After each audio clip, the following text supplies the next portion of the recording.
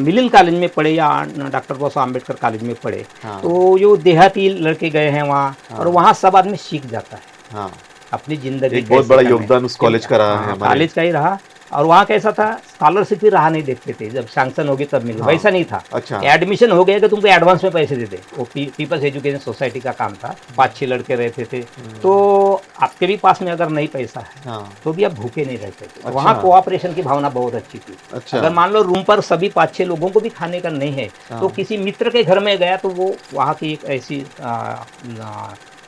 प्रथा थी कि कोई भी बोलेगा गए आओ आओ खाना खाओ, अच्छा। तो उससे आदमी भूखा नहीं रहता। ओबीसी लोगों को देखो भाई, ये शुरुआत हो गई, मैंने कभी इनको इंटरकास्ट करो ऐसा नहीं बोला। हाँ। बच्चों ने पढ़ा, यस। वो बाबा साहब के विचार उसको समझ गए, उसको प्रोत्साहन लेकिन मैंने दिया। मैंने, ये मेरा स्टेटमेंट था, अगर तू कहता है मुझे इंटरकास्ट करनी तो बोला तेरे माँ बाप भाई बहन रिलेटिव नहीं, अक्खा लाखांदुर तुम्हारे खिलाफ है, तो मैं अकेला तेरे साथ बिल्कुल मैं खड़ा हूँ।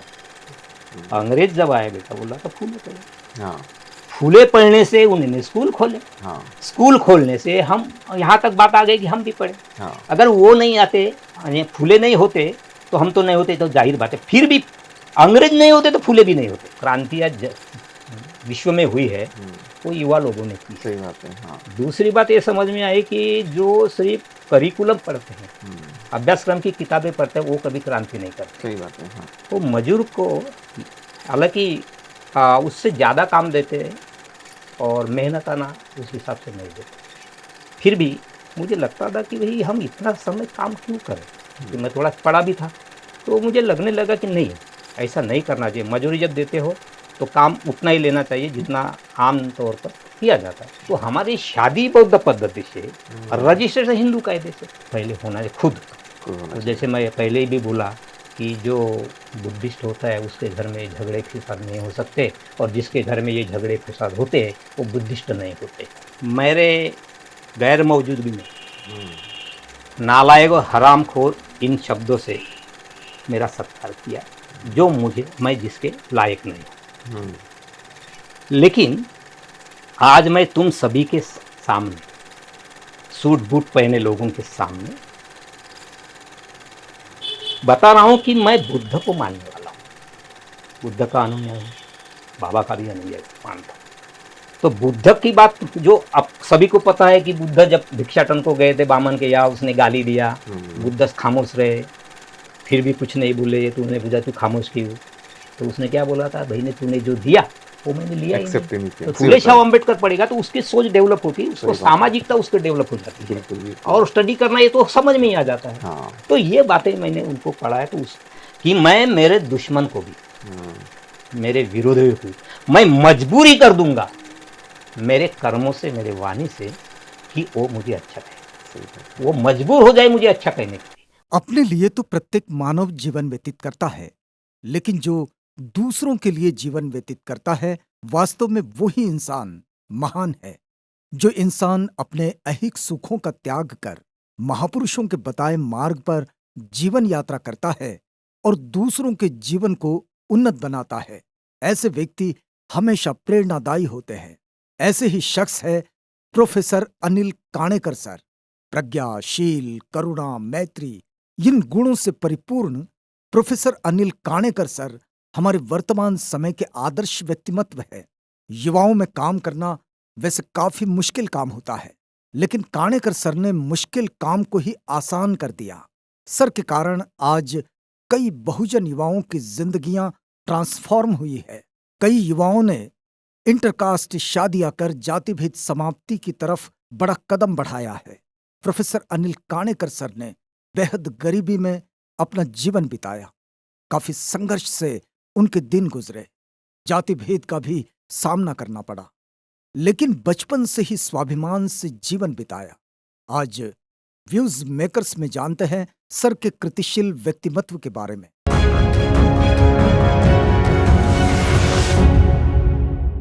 आवाज इंडिया टीवी में आपका स्वागत है। इस वक्त हम लाखांदूर में हैं। लाखांदूर एक तहसील प्लेस है और ये भंडारा जिला में आता है। और हमारे साथ एक बहुत ही बेहद और खास शख्स है जो आज के हमारे समय के एक आदर्श व्यक्तिमत्व है। इन जनरल हम देखा जाए तो युवाओं में और ओबीसी में काम करना अपने आप में बहुत मुश्किल होता है। लेकिन अनिल कानेकर सर जो है, इन्होंने ये प्रूफ करके दिखाया है कि युवाओं को भी बदला जा सकता है, ओबीसी समाज को भी बदला जा सकता है और उनके अंदर भी फुले शाहू अम्बेडकरी आंदोलन के जो विचार हैं, वो प्रेरित किए जा सकते हैं, उनको बदला जा सकता है। ये उन्होंने प्रूफ करके दिखाया है। साथ ही साथ संविधान साहित्य सम्मेलन के माध्यम से लगभग 22 साल शायद हो गए अब तक, और विगत 22 साल से एक ऐसे शख्स है कि जिन्होंने लाखांदूर जैसे ये तालुका प्लेस में पूरे भारत के जो विद्वान हैं उन्होंने यहाँ पे बुलाए और संविधान साहित्य सम्मेलन के माध्यम से लाखांदूर और आसपास का जो परिसर है इसमें संविधान के संदर्भ में काफी अच्छी जागृति की है। और ये जो एक विविधता होती है, देश की सारी विविधता आपको यहाँ पे नजर आएगी। और सर ने जो है युवाओं में, ओबीसीज में काफी अच्छा काम किया है, उनके जीवन को ट्रांसफॉर्म किया है। हम उनके साथ बातचीत जब करेंगे तो आपको अलग अलग कलैया खुलेगी उनके संघर्ष की, उनके बचपन की यादों की, और किस तरह से उनके ऊपर कई तरह के आरोप भी हुए, कई संघर्ष भी करना पड़ा, कई लोगों ने कई भला बुरा भी कहा, लेकिन इसके बावजूद भी सामाजिक आंदोलन का, सामाजिक परिवर्तन का जो ये कारवा है वो निरंतर आगे बढ़ाते चले हैं और चलते रहेंगे। और आज 67 की उनकी उम्र है, लेकिन बचपन से ही उनके मन में क्रांति का जो बीज था बचपन से ही था। सर, आपका बहुत बहुत स्वागत है। सर, सबसे पहले मैं जानना चाहूंगा कि जैसा मैं आपके बारे में पढ़ रहा था, सुन रहा था, जान रहा था कि आपके मन में जो क्रांति जो थी या जो स्वाभिमान जो था बचपन से ही था। आप, क्योंकि हमारे परिवार तो पहले से ही बेहद गरीब थे, बहुत ज़्यादा पैसा तो कभी था नहीं हमारे पास में, संघर्ष से ही आगे आना पड़ा। तो बचपन में जब आपके पास में कोई आता था, कोई साहूकार आपको कहने के लिए कि चलो आपको काम करने जाना है, तो आप बिल्कुल कहते कि मैं 8 घंटे से ज़्यादा काम नहीं करूँगा और इतना ही मेरा जो बेदागी होती वही लूँगा। ये कैसे, क्या था आपके मन में, क्रांति का वो जो बीज पहला था वो कैसे मन में आया? तो सबसे पहले आवाज़ इंडिया को सप्रेम जय भी। मुझे याद आ रहा कि मैं जब छोटा था तो मेरी माँ मजदूरी करती थी, पिताजी भी मजदूरी करते थे। वैसे मेरे परिवार में मेरे जो पिताजी थे उनको 2 औरतें थी और उनके बड़ी जी थी उसको 2 लड़के और 2 लड़कियाँ, और मेरी माँ जो है उनको 2 हम बच्चे थे। तो मेरी माँ, मुझे याद भी नहीं है तब से वो अलग रहती थी। तो मेरी माँ तो मजदूरी करती थी। तो फिर हम जब मजदूरी करने लायक बना, 8वीं 9वीं से ही मजदूरी करने लगा मैं, तो हमें ये समझ में आया कि जिनके काम पर हम जाते हैं वो मजदूर को हालांकि उससे ज़्यादा काम देते हैं और मेहनताना उस हिसाब से नहीं देते। फिर भी मुझे लगता था कि भाई हम इतना समय काम क्यों करें, क्योंकि मैं थोड़ा पढ़ा भी था। तो मुझे लगने लगा कि नहीं, ऐसा नहीं करना चाहिए। मजदूरी जब देते हो तो काम उतना ही लेना चाहिए जितना आम तौर पर किया जाता है। तो हमने सुना था कि भाई 8 घंटे काम होता है, किया जाता है। तो मैं बोलता था, जब काम पे जाता था तो मैं बोला, देखो भाई, मैं आऊँगा, समय पे आऊँगा, समय पे जाऊँगा। तो कुछ लोग बोलते, तू ऐसा कैसा आया है काम करने वाला, तू ही अकेला है क्या? मैं बोलता हूँ अकेले की बात नहीं है, दूसरे की भी बात नहीं, मैं जो चाहता हूँ वैसा ही करूँगा, वरना मैं नहीं आऊँगा। तो जिनको ज़रूरी रहती थी वो मुझे बुलाते थे। तो मैं बिल्कुल समय पे जाता था। दोपहर का जो 12 बजे जो थोड़ा रेस्ट होती थी, तब खाना खाने का, फिर थोड़ा आराम करने का और बाद में काम पर लगने का। और शाम हो जैसे भी पहले सायंकाल बोलते थे तब, तो उस समय में घर में जो बैल गाय चराने जाते जो वापस आते उस समय वापस आने का। तो मैं बिल्कुल रहता, मैं बिल्कुल नहीं रुकता था। मेरे साथ वाले जो कोई रहते थे वो, उनका मालक कभी उनको चाय पिलाता था, उसके मिंदे थे, मैं कोई मिंदा नहीं था। मैं अपने समय पे जाना, समय पे आना, ये करता था मैं। तो ये एक बात हो गई।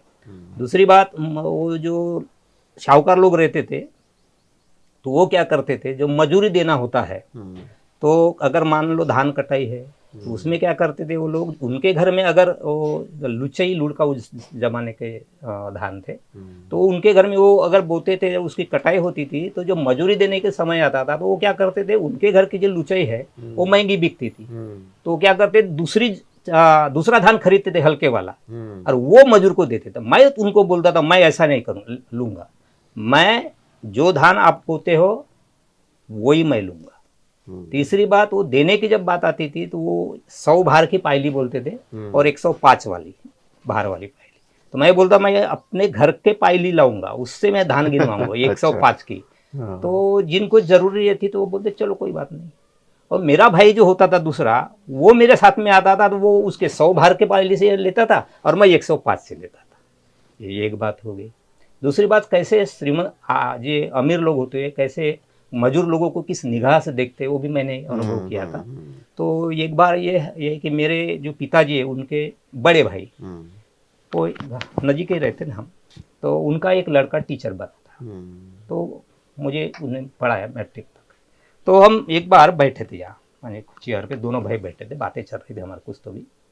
तो बाजू में वो शाहूकार रहता था, तो वो घर में मेरे भाई को मिलने को आया। तो हम दोनों भाई थे, तो मैंने उठना चाहिए था क्योंकि मैं छोटा था, लेकिन वो आया तो खड़ा रहा हो, लेकिन मैं उठा ही नहीं। तो मेरे भाई को बुरा लगा, अरे ये कैसा, बोले ये उठा नहीं, बोला मुझे कुछ भी नहीं, लेकिन वो खुद उठ गया। जब जैसा ही मेरा भाई उठ गया तब मैं खुद उठा और उसको मैंने चेयर दे दी। उनकी बातें हो गई, बाद में चले गए।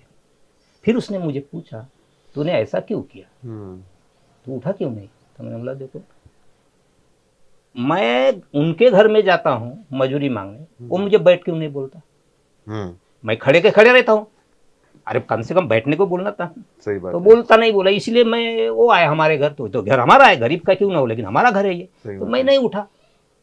तो बोले ये भी बात सही है। तो ये बचपन से मुझे ऐसे स्वाभिमान की बातें है। कोई मुझे अगर मजूरी करने के लिए बुलाता था तो मैं बोलता था देखो भाई, आप मुझे रास्ते से आवाज नहीं देने का, घर में आओ बैठो, मुझे पूछो कि भाई तू घर में है क्या, खाली है क्या, आएगा क्या, इस ढंग से बात करो, तब मैं बोलता था मैं आऊंगा या नहीं। तो ये मुझे पहले से ऐसी है, आदत सी है। बिल्कुल, ये जो स्वाभिमान था पहले से आपके अंदर में था। जब आपके जीवन में क्रांतिकारी बदलाव आया, जब आप औरंगाबाद में गए, और औरंगाबाद में जाने के बाद मिलिंद महाविद्यालय जो वापस आपने बनाया था, वहाँ पे आपने डबल एमए भी किया, और उसके बाद आपके अंदर में जो बहुजन विचारधारा है वो पनपने लगी, आपने आपके अंदर एक क्रांति फिर से एक नई जगने लगी, तो उसके बारे में बताइए। तो देखो, थोड़ा और बताना पड़ेगा इसमें कि जो मैं मैट्रिक 1973 में हुआ, हाँ, और इस साल मेरे पिताजी भी गुजर गए। तो हम पहले ही बताया कि हम खाने का मतलब कि कमाओ और खाओ, ऐसा था। तो उस समय बहुत बड़ा दुष्काल भी पड़ा था, अकाल हुआ था। तो मेरे पिताजी गुजर गए, तो फिर हमको मजूरी करने के सिवा कुछ तो बचा ही नहीं था, तो हम मजूरी करते थे। तो मेरा जो भाई एक है जो डॉक्टर एलजे का, वो गुजरने का भी आपने बताया कि अंधश्रद्धा उस समय काफी थी, और आप भगवान को, ईश्वर को काफी मानते थे। अब तो वो नहीं, मेरे पिताजी को एक्चुअली मूलव्याध हुआ था। तो हम भगवान को मानने वाले थे क्योंकि हमारे घर में ही तो देवी देवता थी। तो हम वो भगवान की तरफ जाते थे, उधर ही हमारा विश्वास था, वो अंगारा धुपारा लाओ और दे दो करके। लेकिन बीमारी मेरे पिताजी की बढ़ते ही गई, आराम कुछ नहीं हुआ। तो वो मूलव्याध का वो भगंदर बन गया, वो उसमें मेरे पिताजी गुजर गए। तो ये भी समझ में आया कि भगवान कुछ नहीं करता, क्योंकि पूजा करने के बाद भी तो मेरे पिताजी गुजर गए। तो भगवान के ऊपर से हमारा तो उसी समय विश्वास उड़ गया। तो फिर मैं, पैसे ही नहीं थे ना जाने को, पढ़ने को कुछ नहीं, तो हम मजूरी करते रहे। लेकिन उस समय 73 को जो मैट्रिक हुआ, तो मेरा एक दूसरा भाई जो डॉक्टर एलजे कानेकर का नाम लिया मैंने, उसके पिताजी जिंदे थे और उससे थोड़ी सी परिस्थिति अच्छी थी, तो वो औरंगाबाद को गया। अच्छा, वो जब उधर से आता था तो वो थोड़े अच्छे कपड़े में दिखता था, तो मुझे लगता था कि हम कब पहनेंगे ऐसे, ये पढ़ने को गया इसलिए अच्छे कपड़े पहने, तो तब से मुझे लगता था। तो लेकिन मैं कर भी नहीं सकता, लेकिन मेरे दिल में थोड़ा थी पढ़ना चाहिए। तो कैसे तो भी मैंने वो कवेलू बनाया। अच्छा, मेरे माँ के साथ में हमने कवेलू बनाया, और वहां से कैसे तभी जैसे वैसे 100 रुपया इकट्ठा किया। अच्छा, और वो 100 रुपया लेके औरंगाबाद को जाने की मैंने सोचा। तो ये मेरे भाई ने ये काम अच्छा किया था डॉक्टर एलजे कानेकर ने, कि मेरे सर्टिफिकेट सब औरंगाबाद लेके गया और वहां पे मिलिंद कॉलेज में एडमिशन लेके रखा। तो 19 के बाद 79 के। अच्छा, तो फिर वो एडमिशन हो गया, उसने बताया तेरा एडमिशन हो गया, बोले तू आ जाना। तो फिर मैं औरंगाबाद गया पढ़ने का 19 को। और फिर वहाँ 11वीं भी, 80 को 12वीं हुई, 83 को BA, और 85 को ये में मराठवाड़ा, तब मराठवाड़ा नाम था, मराठवाड़ा यूनिवर्सिटी। तो उस दरमियान और कांशीराम साहब औरंगाबाद में मिलिंद कॉलेज के ग्राउंड पे आए थे। अच्छा। वहाँ उस समय DS4 था हाँ। और उसकी रौपे तुलापी वहाँ हुई अच्छा। और वहाँ से रैली भी निकली थी, वो शहर में गई थी और वहाँ जब वो भाषण दिया तब हमको पता चला कि हाँ। ये मंडल आयोग और ये OBC कौन है। तो तब तक हमें उतना कोई ज्ञान नहीं था। हाँ। हम ऐसे ही जानते थे, हमें तो स्कॉलरशिप मिल रही, हमको सब मिल रहा था, हम हाँ। तो OBC से या उनसे क्या क्या लेना लेना देना। देना है। लेकिन तब जब हम सुने हाँ। तो हमको पता चला कि नहीं, ये भी हमारे भाई साहब है। हाँ। और मिलिंद कॉलेज में हमारे स्टूडेंट लाइफ में जब भी प्रोग्राम होते थे तो वहाँ जो मेहमान आते थे तो बाबा साहब के बारे में बताना, बुद्ध के बारे में बताना, तो उसके सुनने से और हमारे जहन में वो समझ में आया कि बाबा साहब के विचार, बुद्ध के विचार, और हमारे जो टीचर थे वो कभी कभी बाबा साहब की बातें बताया करते थे। तो हमको लगा नहीं, हमने भी कुछ कोशिश करनी चाहिए अच्छा बनने की। मिलिंद कॉलेज में आपके जीवन को एक नया बदलाव मिला, वहाँ से आकार मिला आपको। आकार मिला। हाँ। और फिर कांशीराम साहब ने भी जो बताया, हमें मौका मिला कांशीराम साहब से आगे बैठने बात का, करने का। हाँ। हाँ। तो वहाँ से भी प्रेरणा मिलती रही। हाँ। और फिर हम मैट्रिक EMA होने के बाद में फिर वहाँ से आए हम यहाँ लाखांदूर में आया, मतलब मेरे गांव में आया था ईसापुर। मेरा गांव लाखनी तालुका में अभी आता, उस समय लाखांदूर तालुका में था। तो जब औरंगाबाद में पढ़ते तो वहाँ हमारा रूममेट एक मेशराम करके था, तो वो यहाँ सिद्धार्थ कॉलेज में पढ़ाने को था। तो उनको मिलने के लिए मैं आया यहाँ कुछ काम के लिए, तो मैं चलो इससे मिल लूँ। तो वहाँ मिलने जब आया तो वहाँ के संस्थापक डॉक्टर दाजीबाजी मेशराम, तो वो बोले वो तो नहीं है, बोले वो तो छोड़ के चले गए लोग। फिर उसने मुझे पूछा, क्योंकि मेरे चचेरे मामा का वो लड़का था, तो बोले तू क्या कर रहा है? मैंने बोला मेरा ऐसा ऐसा हुआ। तो बोले आएगा क्या पढ़ाने को? तो बोला हाँ आऊँगा, तो फिर आ जाना बोले। तो 5-6 दिन के बाद में मैं यहाँ आ गया। तब से मैं यही हूँ, यही पे सेटल हो गए आप तो लाखांदूर में। यही घर है मेरा, तब से मैं 50 रुपए का किराएदार। हाँ। अभी इस घर का मैं मालक हूँ। आपने घर खरीद लिया फिर? ये खरीद लिया। तो ये जो मिलिंद कॉलेज में आप गए, और आप जैसे कई युवा मिलिंद कॉलेज में गए, जैसे आपने बताया कि 100 रुपए लेके आप मिलिंद कॉलेज गए थे, तो मिलिंद कॉलेज में 100 रुपए पे आपका एडमिशन भी हुआ, स्कॉलरशिप भी मिली, फ्रीशिप मिली, सारा सब कुछ हो गया वहाँ पे। ये कहानी सभी ये सभी जो भी स्टूडेंट मिलिंद कॉलेज में पढ़े या डॉक्टर बाबा साहब अम्बेडकर कॉलेज में पढ़े, तो जो देहाती लड़के गए हैं वहाँ, और वहाँ सब आदमी सीख जाता है अपनी जिंदगी। एक बहुत बड़ा योगदान उस कॉलेज का रहा है, कॉलेज का ही रहा।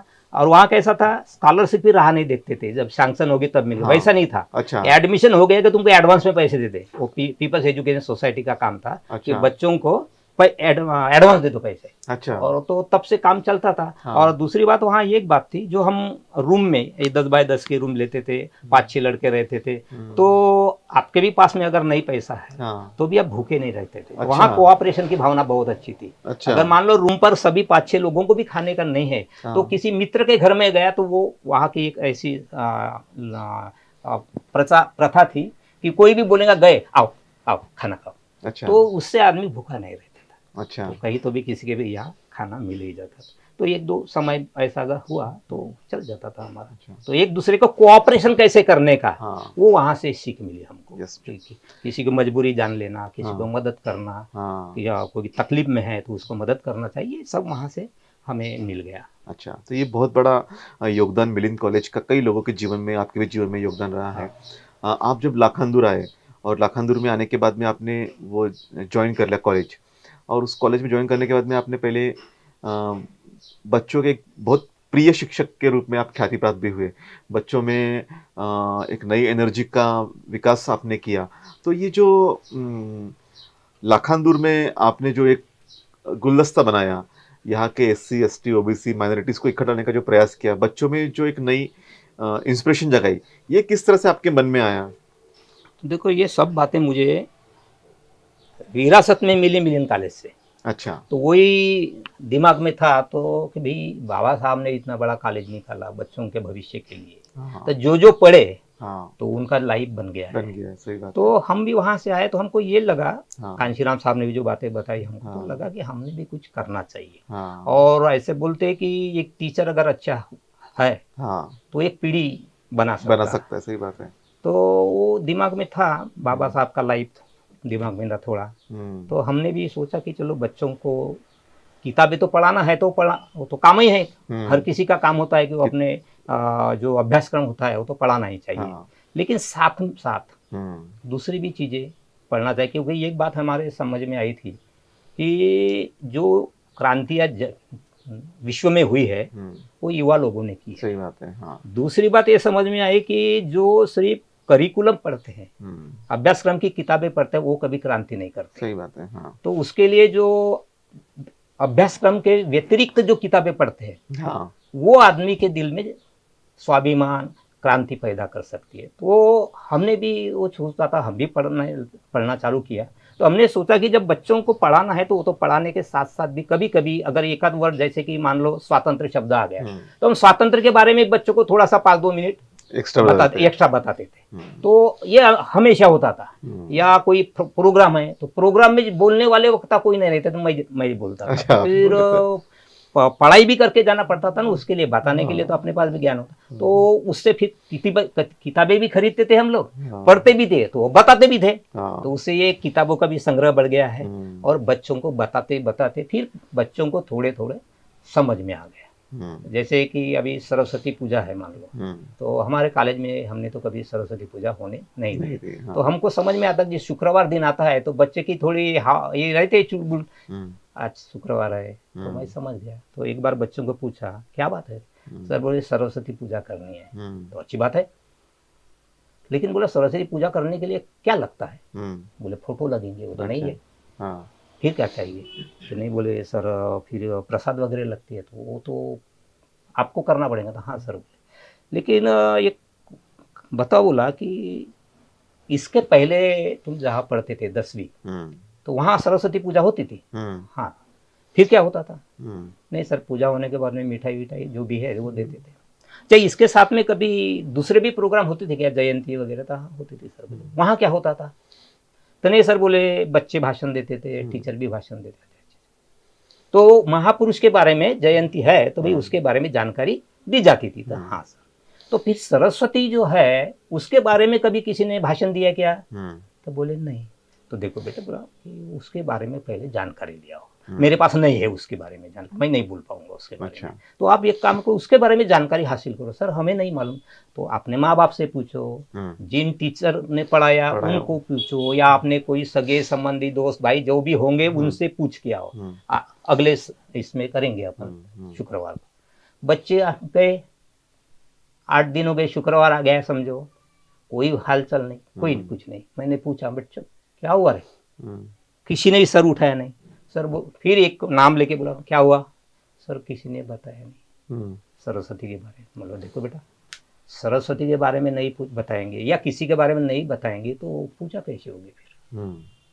तो तब से वो कभी बच्चों ने नाम ही नहीं लिया। तो ये काम हर साल होता था। अच्छा, तार्किकता आपने लोगों बच्चों के बीच में क्रिएट की। रीजनिंग लगाओ ना, हम पूजा क्यों करें, आप हमें क्यों माने, हम बाबा साहब को भी क्यों माने, किसी को भी मानना है तो क्यों माने भाई, उसके बारे में जानना तो जरूरी है। तो बच्चे के ध्यान में आ गई। तो फिर कभी सरस्वती पूजा नहीं। अच्छा। एक बार ऐसा हुआ, हमारा एक गांव में प्रोग्राम लगा था, मैं भी था और एक ब्रह्मपुरी के मेश्राम सर थे, वो थे।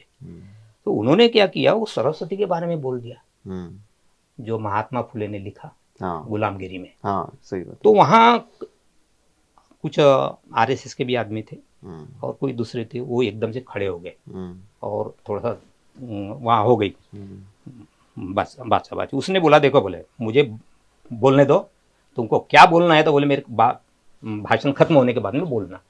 तो हुआ वैसा है, फिर बहुत तनातनी हो गई। तो बोले, उसने बताया ये किताब है, वहाँ जाके पढ़ो और बाद में मुझे बुलाओ।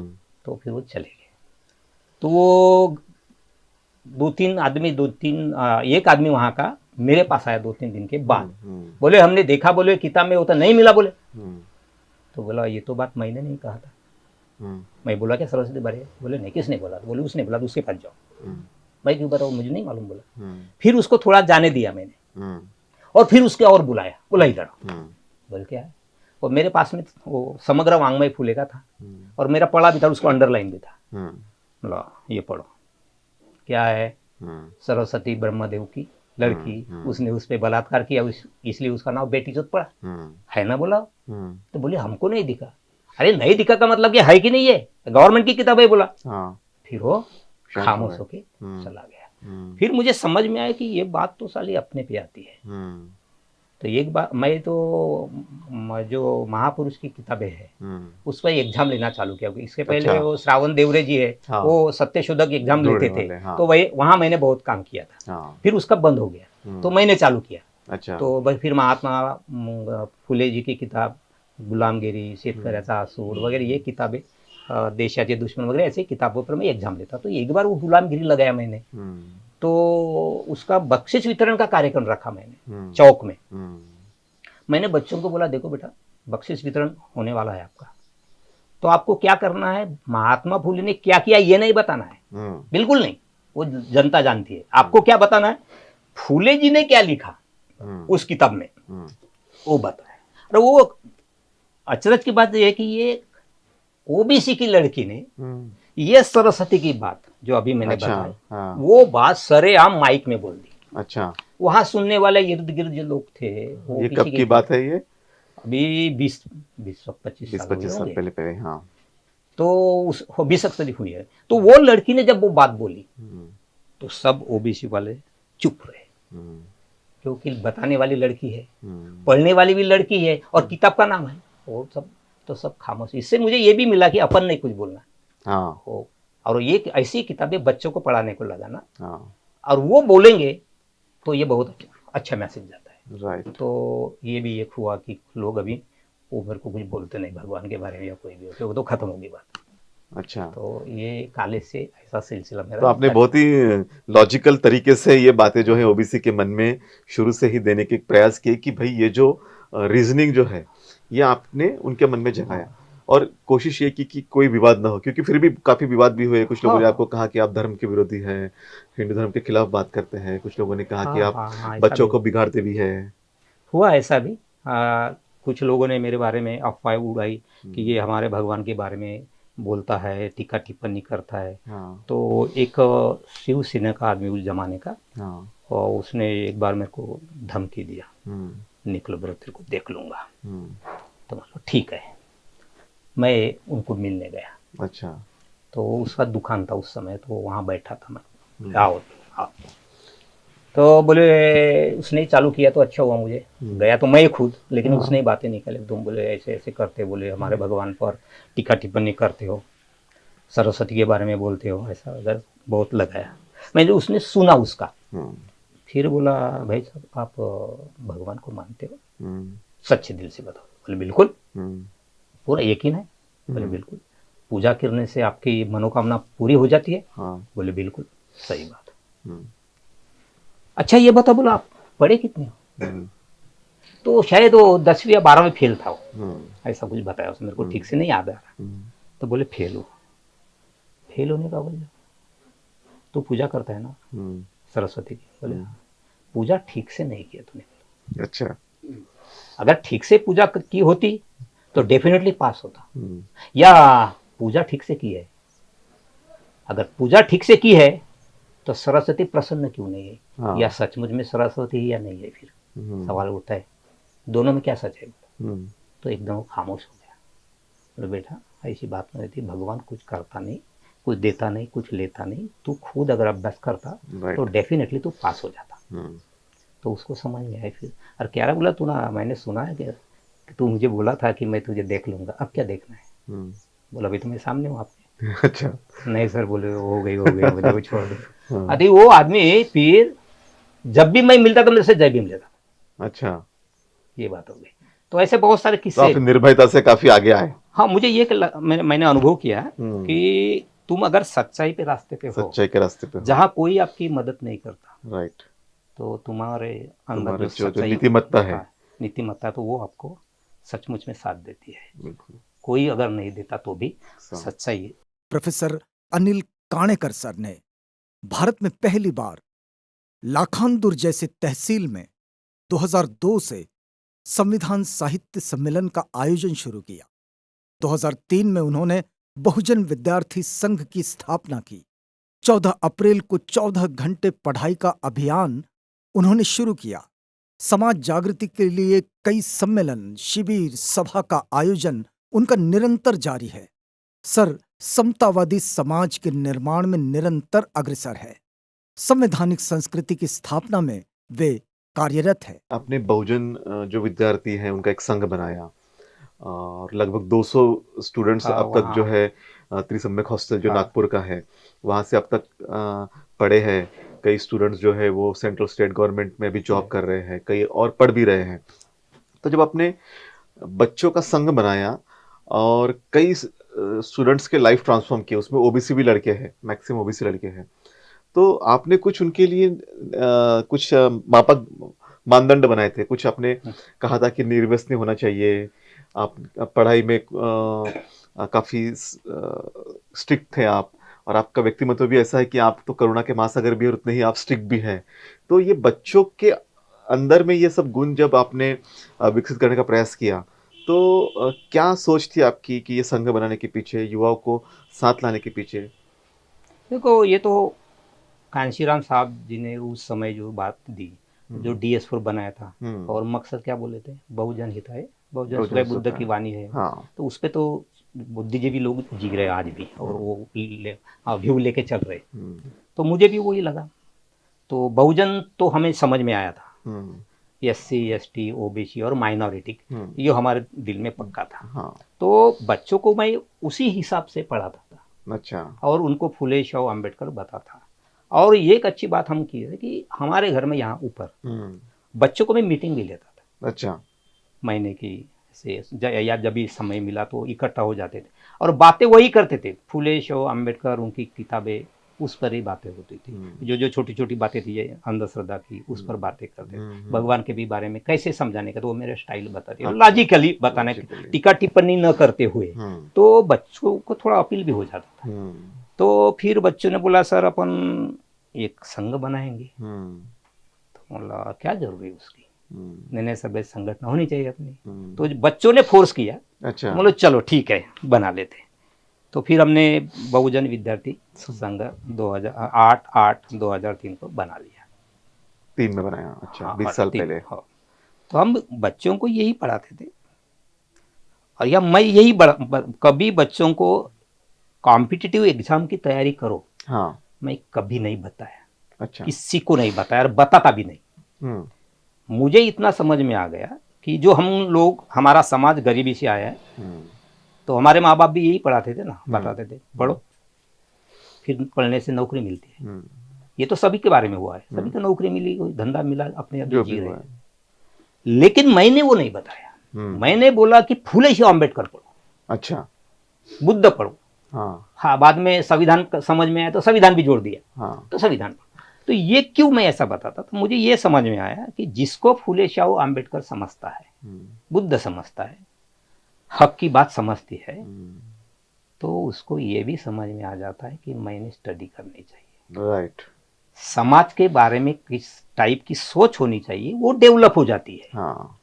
तो वो समझ जाएगा मुझे स्टडी करना है, भाई स्टडी नहीं करूंगा तो विचारधारा का महत्व आपने पहले समझाया। ये मेन लगा मुझे, ये कि मुख्य लगा, क्योंकि वो समझ में आया ना उसको। फुले शाह अम्बेडकर पढ़ा तो फुले से आदर्श लेगा, बुद्ध बाबा साहब से आदर्श लेगा, शाहू जी से आदर्श लेगा, बुद्ध से आदर्श लेगा, वो समझ में आएगा। तो अगर ये नहीं पढ़ेगा तो उसको इतना ही दिखता है, पढ़ो, नौकरी हासिल करो, बीबी बच्चे में खुश रहो। हाँ। तो ये उधर की बात है, ऐसी प्रूव हुआ। अगर जो फुले शाह अम्बेडकर पढ़ेगा तो उसकी सोच डेवलप होती है, उसको सामाजिकता उसकी डेवलप हो जाती है, और स्टडी करना ये तो समझ में ही आ जाता है। हाँ। तो ये बातें मैंने उनको पढ़ाया, तो उसके इससे ये हुआ कि हम एक संघ जो हुए, तो इसी से ही उनको यही बातें पढ़ाता था। हाँ। तो बच्चों को देखो लगा कि हमने पढ़ना भी चाहिए। फिर बच्चे यहाँ ग्रेजुएट हो गए, उनको लगा हम तो आगे बढ़ना चाहिए। मैंने नहीं बोला कि तू आगे पढ़ो। अच्छा। कभी नहीं बोला किसी को। हाँ। जरूरी नहीं मुझे महसूस होती, आज भी नहीं होती, आगे पढ़ो ये नहीं, ये पढ़ो, इसकी स्टडी करो, उससे प्रेरणा मिलती है ना। हर किसी को तो गुरु वो है हमारे। तो फिर बच्चे को लगा हमने आगे भी पढ़ना चाहिए। तो वो यहाँ से जो बच्चे, जो अशोक भजने है, समझो, और प्रदीप भावे है, और चंदू पारदी है, ये बच्चे फिर नागपुर गए। वहाँ पहले वो लगता है भामटी या भामटी का भी वहाँ वो रहने लगे। हाँ। फिर वहाँ से भी कुछ जमा नहीं, वहाँ से भी लोगों ने हटा दिया, तो फिर दूसरे जगह आए, वहाँ से फिर हटा दिया, तो फिर वो त्रिसम्यक बुद्ध विहार जो है वहाँ पे आ गए। तो ये जो बच्चे वहाँ गए तो मेहनत मजूरी करना, कभी होटल में काम करना, हाँ, पार्ट टाइम काम करके पार्ट उन्होंने टाइम किया। काम करके पढ़े। तो उनका लोग क्या बोलते थे, उधर के भी और यहाँ भी जब बच्चे काम करते थे क्या बोलते थे, पहले अपना पेट का देखो, हाँ अपनी पढ़ाई करो, नौकरी करो, बाद में ये समाज काम करना। हाँ तो जिनको नौकरी मिली वो क्या कर रहे, वो क्या कर रहे फिर, वो तो समाज, वो क्या बताते, अरे फुर्सत कहाँ मिलती है, हाँ, शादी ब्यादी हो गई तो वो बच्चे के बताते हैं, सही फिर बात। रिटायर हो गए तो क्या बोलते हैं फिर, हाँ, अभी तो क्या बुढ़ापे में क्या करना, तो अपने अपने अपने पोता उनके पोती लेके या अपने रहते। खेत देखते रहते। हाँ, तो फिर वो काम कैसा करेगा, कब सही बात करेगा। है। तो ये बचपन से ही यानी जो स्टूडेंट लाइफ से ये बच्चों को ये अगर मिल गई अच्छी अच्छी बात, तो उस हिसाब से जा रहे हैं। तो उसका ये प्रैक्टिकली है, ये बच्चे फुले शाह अम्बेडकर के विचार से प्रेरित होने के बाद उनको ये लगा हमने भी पढ़ना चाहिए और दूसरों को भी अपने साथ में लेके चलना चाहिए। तो वो बच्चे आज भी वो काम कर रहे हैं। जब तीसरी बात इसमें देखो, मुझे भी बड़ा अचरज है कि ये बच्चे नागपुर में आए तो क्या पढ़ने को होना था, जो बच्चा ग्रेजुएशन में जो काम करेगा है जो सब्जेक्ट रहेंगे, जैसे पॉलिटिकल साइंस है, ये है वो है, तो उसमें उसने पोस्ट ग्रेजुएशन करना चाहिए। तो कुछ बच्चे ने पोस्ट ग्रेजुएशन कहीं में किया, अम्बेडकर थाट में किया। अच्छा, हाँ, अभी बात तो यह है कि अम्बेडकर थाट में एमए करने वाले को नौकरी नहीं मिलती, उसकी जाहिरात नहीं निकलती, हाँ, नहीं निकलती, उसको कोई क्राइटेरिया नहीं होता।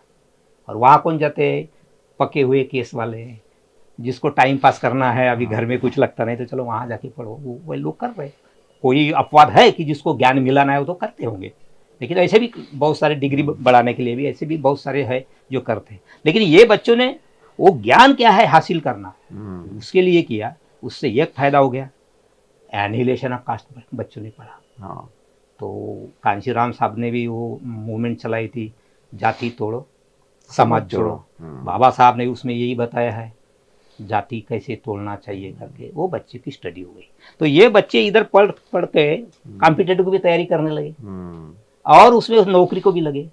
तो उनको वो समझ में आया कि जाति तोड़ना है तो क्या करना है। यस, बिल्कुल। इस बात पे मैं आता हूँ कि जब आपने जाति की बात की कि वो बच्चों में एलिमिनेशन ऑफ कास्ट पढ़ने के बाद जाति के बारे में एक सोच आई, उनके मन में डेवलप हुई, और आपके जो 200 बच्चे जो पढ़े हैं तो उसमें से कई बच्चों ने इंटरकास्ट मैरिज भी किया है, और कुछ ओबीसी बुद्धिस्ट फैमिलीज में आए, कुछ बुद्धिस्ट ओबीसी फैमिलीज में गए। तो ये परिवर्तन कैसे क्या हुआ? तो वही बच्चों को मैंने नहीं बोला कि तो इंटरकास्ट करो, अच्छा, कभी नहीं, मैं कभी बताया नहीं किसी को ऐसा, मेरा यह कहीं बताना है, फूले शाह अम्बेडकर, बुद्ध पढ़ो, संविधान पढ़ो, इसके अलावा इससे इतनी क्रांति हो गई। बस इतना ही मैं बताता, किसी को भी यही बताता हूँ, पहले ये पढ़ो, क्योंकि मेरा ऐसी सोच है ये कि जो इंसान ये पढ़ेगा दिल से, तो उसको ये सब दिशा मिल जाएंगे ना, उसको दिशा मिल जाएगी। अगर नहीं पढ़ोगे तो कहाँ से मिलेंगी। कितने बच्चों ने इंटरकास्ट मैरिज किया? अभी 9-10 तो बच्चे शायद हो गए। अच्छा, जिनका इंटरकास्ट मैरिज हुआ है। तो इन्होंने कब कैसा हुआ, वो पहला बच्चा है जिसने इंटरकास्ट किया, वो प्रदीप भावे, हाँ। उसने मुझे बताया, सर बोले थोड़े डरते डरते, हाँ सर बोले मुझे इंटरकास्ट करना है। अच्छा, अरे बाप रे, बोला मुझे ही अचरज हुआ। हाँ। लो अच्छी बात है। तो बोले फिर लड़की, हमने सोचा कोई है क्या परिचित वगैरह कुछ ऐसा तुम्हारे दिमाग। सर एक लड़की है, बोली हमारे प्रोग्राम को आती थी, वो जो सपना लड़की है ना उसकी मिसेस, तो वो लड़की यहाँ बीएड करने को, डीएड करने को आई थी, लाखांदुर में डीएड था। तो वो लड़की हमारे जो बीपी कोचे सर है उसके दोस्त की वो भतीजी थी। तो कोचे सर ने उसको पूछा तो वो तैयार नहीं हुआ, मगर वो लड़की यहाँ रहती थी। तो कोचे सर ने मेरे को बोला, सर बोली वो लड़की यहाँ रहती तो थोड़ा ध्यान देना। तो वो लड़की से मेरी पहचान हो गई, आना जाना थोड़ा हो गया, तो वो लड़की मुझे मानती थी। फिर इसने मेरे को बताया, सर बोले ऐसी ऐसी बात है। तो चलो ठीक है, मैं बात करके देखता हूँ। तो लड़की को बुलाया और लड़की को पूछा, बेटा बोला अभी तेरा डीएड हो जाएगा एक एग्जाम के बाद, तो जाएंगी गाँव, फिर शादी ब्याह का कुछ है क्या? बोला तो सर अभी तो बता नहीं सकते, माँ बाप जो बोलेंगे वो तो करना पड़ेगा। तो बोला ठीक है, अगर मान लो ऐसी बात आ जाती है शादी की तेरे, तो तू शादी किससे करना चाहेगी, अपने समाज में या समाज के बाहर? तो माँ बाप तो बोले समाज में करके देंगे। अच्छा, मतलब ये भी सही बात है। अगर बोला तो ये इंटरकास्ट के बारे में अगर बोल करना, अगर हमने बोले तो क्या सोचेगी? नहीं सर, बोले मैं नहीं बता सकते अभी, बोले माँ बाप है, बोले क्या हाँ। करेंगे।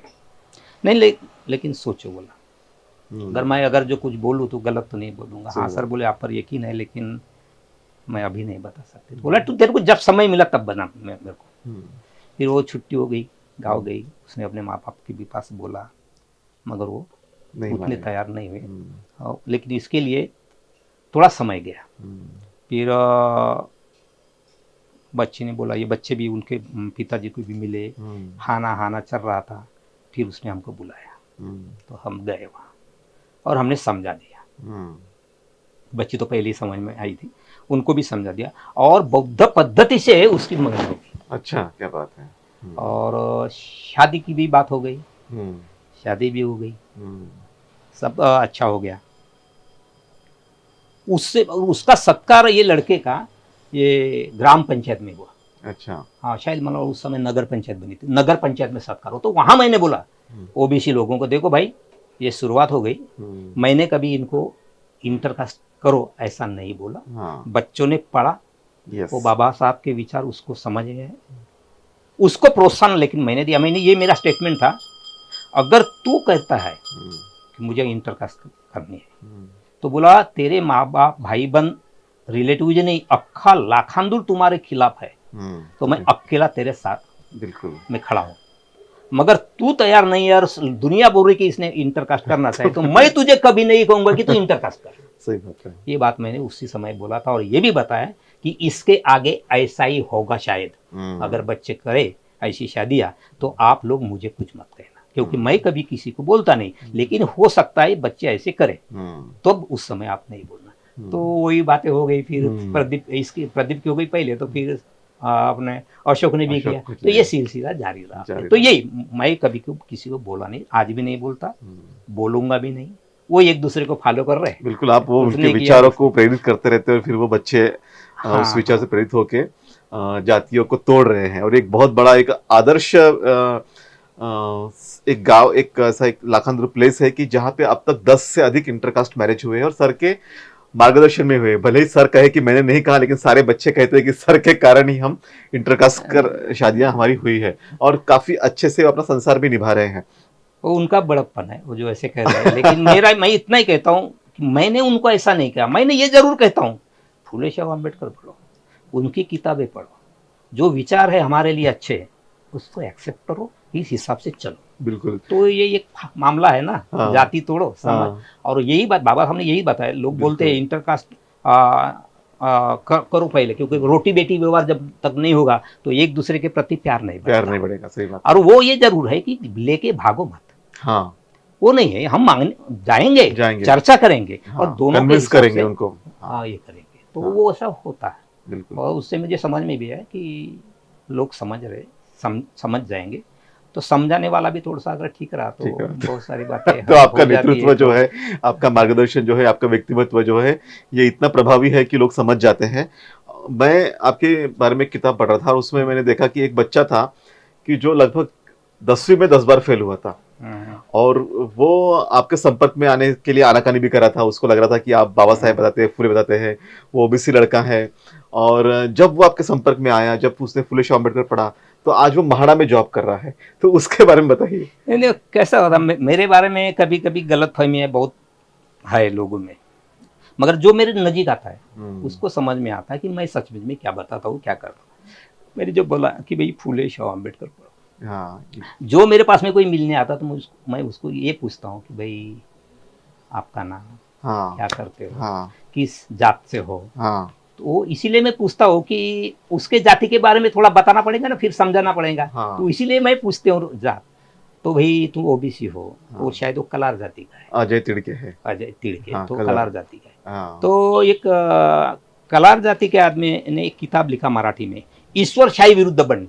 अच्छा, रणदीवेर नाम के आदमी ने वो शायद किताब लिखा है। ओके। तो मैंने पढ़ा था। तो मैंने पूछा, बेटा इसको जानते का? हम्म, तो नहीं सर भाई, उसने किताब लिखा बोला वो। अच्छा, तो उसको समझाया मैंने, और फिर ये बातें ओबीसी की, तुम ओबीसी में आते हो, तुम कलार हो, तो तुम्हारा धंधा शराब का, कलाल कलाल बोलते थे वो, तो शराब। तो ये सब उनको उसका बैकग्राउंड समझा देने से फिर वो बच्चों को लगता है कि नहीं सर तो गलत तो नहीं बता रहे, हमारे काम की बात बता रहे। हाँ, और भगवान की भी फिर बातों बातों में आ जाते हैं, तो हमारा सचमुच में फायदा होता है क्या, हुआ है क्या, तो फिर नहीं हुआ है तो फिर फायदा किसने किया। तो इस महापुरुष के विचारों से, कभी कभी अंग्रेजों के बारे में जो हमको पढ़ाया जाता है इतिहास के, अंग्रेजों ने बहुत सन्नास किया ये वो, तो ठीक है चलो कोई बात नहीं, जो बोलते हैं तो ठीक है उनके बारे में, लेकिन हम सोचे थोड़ा उस पर कि सचमुच में अंग्रेजों ने हमारा सत्यानाश किया है। अगर ये बताओ, बोला तू कम से कम मैट्रिक पढ़ा, तो क्या तेरे माँ बाप कितने पढ़े थे, उसके दादा कितने पढ़े थे, तो क्यों नहीं पढ़ेगी। जब भगवान थे इतने ये थे तो उसने क्या काम किया। अंग्रेज जब आए बेटा, बोला तो फूले पढ़े। हाँ। फूले पढ़ने से उन्होंने स्कूल खोले। हाँ। स्कूल खोलने से हम यहाँ तक बात आ गई कि हम भी पढ़े। हाँ। अगर वो नहीं आते, फूले नहीं होते तो हम तो नहीं होते, तो जाहिर बात है फिर भी अंग्रेज नहीं होते तो फूले भी नहीं होते। सही बात है। तो बोला उन अंग्रेजों को मैं मानता हूँ, टोटल अंग्रेज नहीं, उन अंग्रेजों को मानता हूँ जिन्होंने एजुकेशन निकाला सभी के लिए। तो बोला ये फूले पढ़ा तो देखो इतनी बड़ी क्रांति हुई। हाँ। तो बोलो हम किसको मानना चाहिए, फूले को मानना चाहिए ना। तो एक काम कर, थोड़ा फूले पढ़ा। अच्छा, हो गई बात। हाँ। तो थोड़े थोड़े धीरे धीरे, बाबा साहब एकदम से कभी नहीं बोला मैंने पहले बाबा साहब पढ़ो, मैं ये बोलता हूँ पहले फूले पढ़ो, क्योंकि फूले सब चलता है। हाँ। तो भाई ये पढ़ो, तो उससे बढ़ते बढ़ते बढ़ते फिर बाबा साहब पे आते हैं, फिर बाबा साहब, फिर बुद्ध। हाँ। तो फिर बुद्ध पे आके रुक जाते हैं। हाँ, फिर और संविधान तो है जिसमें। आपने कैसे उनके जीवन को ट्रांसफॉर्म किया। आप कहते भले कि आपने सिर्फ मार्ग दिखाया, लेकिन एक व्यक्तिमत्व होता है, आदर्श होना चाहिए होता है कि जो मार्ग दिखाए, और आपका प्रभावी व्यक्तिमत्व यही है कि आपने मार्ग दिखाया और मार्ग पे चले, और आज उनका जीवन काफी उन्नत हुआ है। आपने पिछले लगातार 22 साल से संविधान साहित्य सम्मेलन लाखांदूर में आयोजित करने का एक संकल्प निरंतर आप कर रहे हैं, और चल रहा है ये कारवां, और पूरे भारत से कई प्रोमिनेंट लोग भी यहाँ पे आए एक तालुका प्लेस होने के बाद भी। तो संविधान साहित्य सम्मेलन यहाँ आयोजित करने का, ये प्लेस में, और लोगों को जागरूक करने का, ये सोच कैसे क्या बनी। तो देखो इसका श्रेय मैं माननीय अटल बिहारी जी वाजपेयी को दूंगा। अच्छा। वो इसलिए कि 15 अगस्त 1947 को देश आजाद हुआ। हाँ। और 97 को 50 साल हो गए। हाँ। तो 50 साल की यानी गोल्डन जुबिली पूरे देश में धूमधाम से मनाई गई। ये राष्ट्र का उत्सव है भाई। हाँ। तो 26 जनवरी 50 को संविधान लागू हुआ देश भर। हाँ। तो 2000 को भी उसको 50 साल हो गए, ये भी राष्ट्रीय उत्सव हुआ। तो पूरे देश में उसकी गोल्डन जुबली मनाई गई? नहीं, बिल्कुल नहीं मनाई गई। शायद दिल्ली में एक अशोका हॉल में कार्यक्रम हुआ और बाद में इसका कुछ नहीं हुआ। तो क्या हुआ, संविधान में आर्टिकल 368 के तहत, संविधान में अगर कुछ सरकार करना चाहती है संविधान के तहत, तो अगर कुछ अड़चन है संविधान में तो वो आर्टिकल के तहत उसको दुरुस्ती की जाती है। कोई नया आर्टिकल डाला जा सकता है, कोई कम किया जा सकता है वहां से। ये सब सुविधा होने के बावजूद अटल बिहारी जी वाजपेयी ने क्या किया था, समीक्षा, तो संविधान समीक्षा आयोग निर्माण करने के लिए कमेटी बिठाई। तो उस समय क्या हुआ, अगेंस्ट में और फार में बातें चलने लगी। कांशीराम साहब ने तो रैलियां निकली उसके खिलाफ, पूरे भारत में उन्होंने आंदोलन किया। तो उससे क्या हुआ, संविधान के बारे में चर्चा होने लगी। ये बहुत बड़ी बात है, चाहे अगेंस्ट में करो या फिर चाहे उसके फेवर में करो, लेकिन बातें चल शुरू हो गई। तो मैंने भी लाखांदूर में एक प्रोग्राम लिए, तो कौन से भी समय में लिया मैंने, 1-2 साल कार्यक्रम लिया हो संविधान के। तो अपने एडवोकेट संदेश जी भालेकर, नागपुर वाले, उससे मेरी थोड़ी सी पहचान हो गई। तो उसको बुलाया था ऐसे एक प्रोग्राम में। तो वो बोले कहने का, तो बोले संविधान के लिए प्रोग्राम दे रहा, संविधान समझाने के लिए। बोला हाँ, तो संविधान का प्रोग्राम तो दूसरी तारीख को क्यों लेता, 26 जनवरी को क्यों नहीं लेता। अच्छा। अरे भाई बोला 26 जनवरी के मैं अगर लूँ तो लोग कहाँ से आएंगे, वक्ता कहाँ से आएंगे। तो वो फिक्र मत कर, तो 26 जनवरी को ले। अच्छा। तो वक्ता मुझ पे छोड़ बोले। तो हुआ वैसा ही। अच्छा। 26 जनवरी 2002 को मैंने प्रोग्राम बनाया, और मेहमान तो पहले वो कार्यक्रम के अध्यक्ष थे जस्टिस भाऊ वहाने सर, वो अध्यक्ष। हमारे एरिया के खासदार मैं बोलना नहीं चाहता, एमपी बोलूंगा, क्योंकि खासदार शब्द संविधान में नहीं है। तो उस समय वो थे अपने ड्यूटे साहब, उनको भी बुलाया था। और अपने नानाजी पटोले, उनको भी बुलाया था। एडवोकेट लेंचिलवार जी, और एक दिल वक्ता मैंने बुलाया था, तो वो प्रोग्राम बहुत अच्छा हुआ और तब से ये सिलसिला शुरू कंटिन्यू हुआ। किया। अच्छा। अभी तो उसको 22 साल हो गए ये सिलसिले को। तो बहुत सारे लोग आए, बहुत सारे लोगों ने ये भी कहा कि संविधान पर साहित्य सम्मेलन हम लाखांदूर में पहली बार देख रहे हैं। हाँ, पहली बार पूरे हुआ भारत पूरे में हमने भारत कभी में। देखा नहीं, और इतने साल से 22 साल से लगातार जो प्रोग्राम ले रहे, बोले ये भी एक रिकॉर्ड है, बोले भारत में नहीं है। ऐसे उनका कहना है, मेरा कुछ कहना नहीं है। तो इससे क्या बदलाव समाज के अंदर आप आया, आपको हाँ ऐसे हाँ, लगता तो है? ये बदलाव ये हुआ कि पहले लोगों में संविधान के बारे में, संविधान भी नहीं बोलते थे लोग। जो बाबा साहब का पुतला, उसके हाथ में किताब, भारतीय संविधान लिखा हुआ लोग देखते थे, लेकिन किताब भी नहीं देखा, कुछ भी नहीं देखा लोगों ने, चर्चा ही नहीं होती थी।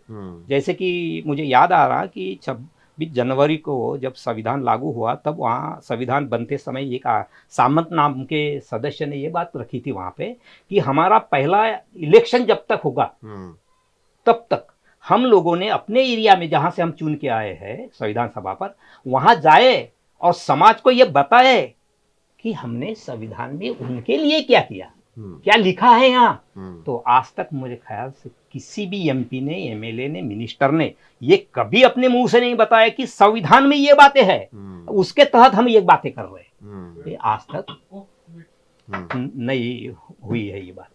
तो तब से बदलाव ये हुआ कि कोई नाम नहीं लेता था, लेकिन संविधान ये होने से अभी ये बात सामने आ गई हमारे कि लोग अभी संविधान खरीदते हैं। हाँ, आपके यहाँ पे एडवांस बुकिंग होती है? हाँ, संविधान खरीदते। अगर किसी कोई आदमी रिटायर हुआ, बख्शिश देने संविधान लेने आ जाते हैं। कोई अगर बहन अगर भाई के गांव जाती है, ओवालनी बोलते हैं उसको, दिवाली में, उसको गिफ्ट देने के लिए जाती है संविधान लेके। तो ये बहुत बड़ी बात है। और अभी लोग स्वातंत्र्य, समता, बंधुता, न्याय की बातें करने लगे लोग, और बहुत सारे पैमाने पर लोग संविधान खरीद रहे और इस संविधान की बात कर रहे। इसके पहले कुछ भी नहीं था, तो ये बहुत बड़ी बात है। और हमने संविधान पर एग्जाम भी लिया, तो ये एग्जाम भी लेते हैं, लोगों को बताते भी है, और लोग खरीदते हैं, पढ़ रहे लोग। ये बहुत बड़ी बात है। तो अभी गांव के लोग भी बोलते हैं कि नहीं, हमारे गांव में संविधान हो रहा। और मुझे वो बता दे साहब, हम जहां भी जाते तुम्हारा नाम नहीं निकलता, बोले संविधान के पर कार्यक्रम लेने वाला, साहित्य सम्मेलन लेने वाले। तो ये गांव की भी इज्जत बढ़ गई है ना उससे। गांव की इज्जत बढ़ गई। और इसको मैंने ये किया, ये सेंटर बनाया संविधान के बारे में। 26 जनवरी को यहाँ होगा, फिर चाहे मुझे भी कहीं जाना तो मैं जाऊंगा, लेकिन 26 को यही पे होगा। क्योंकि अभी यही डेट को आपने बिल्कुल यानी अभी समीकरण बन गया। अभी ये नहीं पूछते मुझे लोग कि कार्यक्रम है क्या, ये पूछते हैं सर इस साल कौन आने वाले हैं, सब्जेक्ट क्या रहने वाला है। ये ऐसी बात हो गई। और लोग बाकी के कार्यक्रम को बुलाना पड़ता, लोगों को लाना पड़ता, यहाँ लाने की कुछ जरूरत नहीं होती। लोगों को पता है 26 जनवरी यानी लाखांदूर। हाँ, ये बात हो गई है। और बाहर से भी आते हैं, नागपुर के भी लोग आते हैं यहाँ, बहुत दूर दूर से लोग आते हैं। तो ये बात हो गई संविधान की वजह से।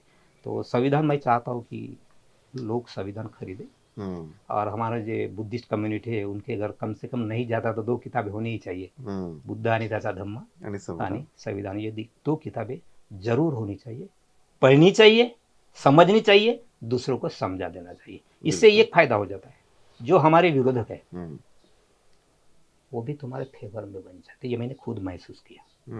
2 बातें मैं जानना चाहूंगा आपको कि एक बार एक ऐसा हुआ कि आपने एक सांसद को ही कह दिया कि आपको संविधान पता है कि नहीं पता है, और दूसरी बात यह है कि आपके ऊपर काफी टिकटपरी भी हुई कि एक सम्मेलन में आपने माधव वैद्य को भी इनवाइट किया था। जी।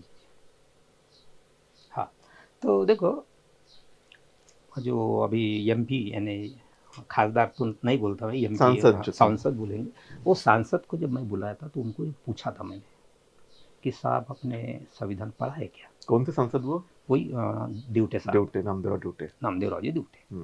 तो बोले नहीं, मैंने पढ़ा भी नहीं, देखा भी नहीं। तो उससे मुझे और एक आइडिया आई। हमारे लाखांदूर में एक दूसरे एमएलए हो गए कांग्रेस के, हीरालाल जी भैया। तो मैं सोचा कि मैं इनकी इंटरव्यू लेने जाऊं। अच्छा। मैं उनके घर गया, तो साहब बोला मुझको 2 मिनट चाहिए आपके बस। तो बोलो। आप बोला एमएलए हुए, संविधान पढ़े क्या? बोला अरे देखा ही नहीं तो पढ़ूंगा कहां से, बोले मैंने। तो आपने संविधान देखा भी नहीं और पढ़ा भी नहीं। हम्म, बोले नहीं, आपको पेंशन मिलती है क्या? हम्म, तो बोले हाँ मिलती है। उसको लगा कि ये मेरे को और ज्यादा सवाल करेगा, तो देखो बोले मेरी तबीयत ठीक नहीं है हम्म, तो बाद में आना। बोले नहीं नहीं, मेरा काम हो गया, मुझे इतना ही पूछना था अच्छा, कि आपको पेंशन मिलती है क्या हाँ, और संविधान पे। इससे मतलब ये हुआ कि भाई एमपी एमएलए मिनिस्टर भी संविधान नहीं पढ़ते, हम्म, और जो काम उसने करना चाहिए पढ़ना चाहिए, और तभी तो बात कर सकते हैं ना संसद में। लेकिन वैसा नहीं हुआ। तब से और मेरे को प्रोत्साहन मिला कि भाई नहीं, ये तो काम करना चाहिए, संविधान के बारे में संविधान की जागृति होना बहुत जरूरी है। तभी तो हम किसी सामने बात कर भी सकते हैं ना, हमारे लिए क्या है। तो वो सिलसिला जारी रहा मेरा, चालू किया। जो लोग टीका टिप्पणी करते हैं, मैंने मागो वगिद्द को बुलाया था, तो उस पर भी कुछ बोले। तो मेरा मकसद ये था कि जो आरएसएस के बारे में जो लोग बोलते हैं, मुझे देखना ही था आरएसएस वाले क्या बोलते हैं, मुझे महसूस करना था, देखना था। तो उसकी तारीख जब हो गई तो मैं पत्रिका देने उनके घर गया था। तो उसने मुझे चाय पानी पिलाया। तो उसने सवाल किया मुझे, तुम्हारे समाज में कितने लोग हो गए कि जिसने धम्मपद पढ़ा है? कितने लोग होंगे जिसने पहली गाथा पढ़ी है? कितने लोग होंगे जिसको समझी है? कितने लोग होंगे कि जिस पर अमल कर रहे हैं? मैं कुछ बोला नहीं, मैं कुछ सुना, मैं सिर्फ सुनता रहा। मैं इतना ही बोला, साहब आइए। वो आए, प्रोग्राम हो गया। उसने तारीफ भी की थोड़ी। उसने ये बोला कि मैं इसकी तारीफ इसलिए करता हूँ, बधाई इसलिए देता हूँ कि ये आदमी ने मेरे जैसे को बुलाया। कि बोले आरएसएस के जो कोर ग्रुप है भारत में, उस कोर ग्रुप का मैं एक सदस्य हूँ। सही बात है। इस आदमी को बुलाया बोले इसने। तीसरी बात, मैं ब्राह्मण भी हूँ और इस खेड़ में मुझे बुलाया बोले, और यहाँ ऐसा इतना अच्छा प्रोग्राम रहता है, इस हिम्मत के लिए मैं इसको बधाई देता हूँ। तो ये जो बातें हो गई, उसने अपनी बात रखी, तो चले गए। तो लोगों ने उस समय कहा तो काय को बुलाया? मैंने बुलाया, मुझे एक बड़े जिनको मैं खूब खूब मानता हूँ, घोड़ीचर बाबा नागपुर में रहते अभी, उसने भी बुला था मुझे कि बुलाया क्यों उनको? बाबा मैंने बुलाया, फिर ज़्यादा कुछ नहीं, मैं बुलाया। तो उनको भी मैंने बुलाया था वो प्रोग्राम का उद्घाटन करके। अच्छा, उनको भी बुलाया, उन दोनों ही थी। प्रोग्राम होने के बाद में उनको बोला, बाबा अब बताइए मैंने बुलाकर उनको गलती की या सही किया? तब उन्होंने बोला आपने सही किया, उनका स्टेटमेंट है। तो उससे और मुझे प्रेरणा मिली, तो मैं जीत से काम करने लगा और मैं करते रहूँगा।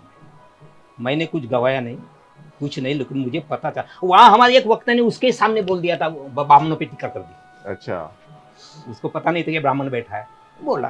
तो बोले कि तुम अपने भाषण में कि ब्राह्मण पर अगर टीका टिप्पणी या गाली देने से आपका भला होता है तो जरूर करो, ये उसका जवाब था वहाँ पे। अच्छा। तो बोले कुछ भी नहीं, और इस पे बोले, अपने सब्जेक्ट पे बोले थे।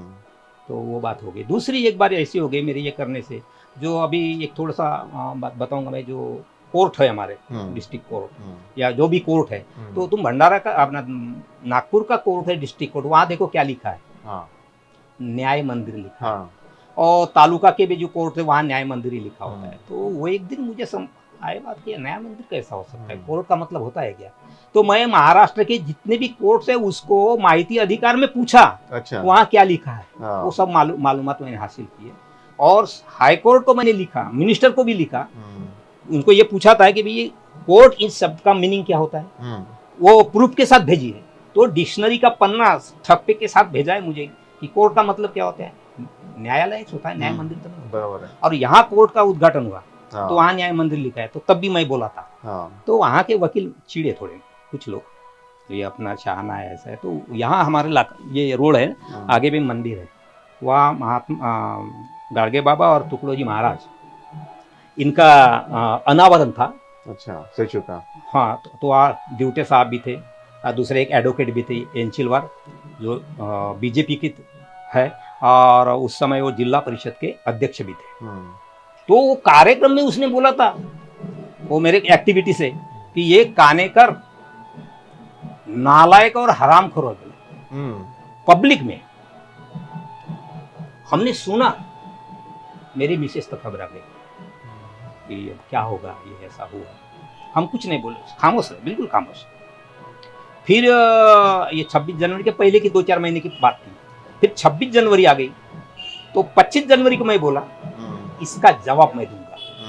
तो 25 जनवरी को मैंने रात को बोलना चालू किया दोस्तों के पास, मैं इसका जवाब दूंगा। तो लोग मुझे समझाने लगे कि भाई ऐसा मत कर, बवाल हो जाएगा, मतलब जो भी होगा हो जाएगा, लेकिन मैं उसका जवाब ही दूंगा।